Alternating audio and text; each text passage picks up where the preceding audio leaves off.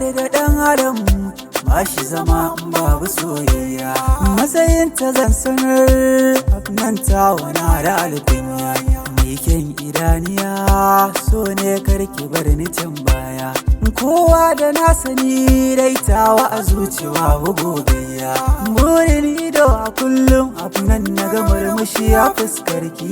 Ba na bari a kowane yanayi na ga wani ya taɓa ninki. Kar ma kiyo tunanin rabuwar mu da ke a ranki to sake asalin farin ciki na. So ne ko kuma kauna.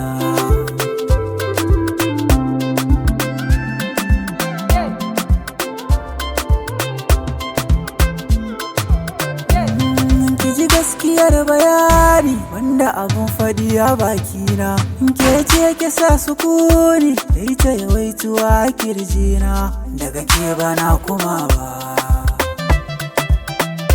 na rufe shafuka na ƙauna na sanarwa umma abba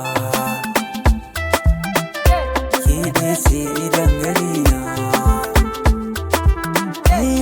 Abnan kina da kyau ko da baki saka kwalli ba. So ne ke ta damu san bai bar ni na yi komai ba. Sai dai ku yi hakuri mata ku kai ta kyau da komai ba. Kulla fazira kwalliya abnan tawa ba iyanan ba. Ashe so da daɗi zuwan kishi nake maraba. To wani sirri ne wanda bai zauto a zuci ba.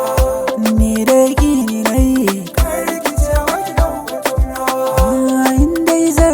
to kisan abadan sona ki ne ba na wata ba. Mahaɗin rabo ke kike in na rasa ki ba za ni rayu.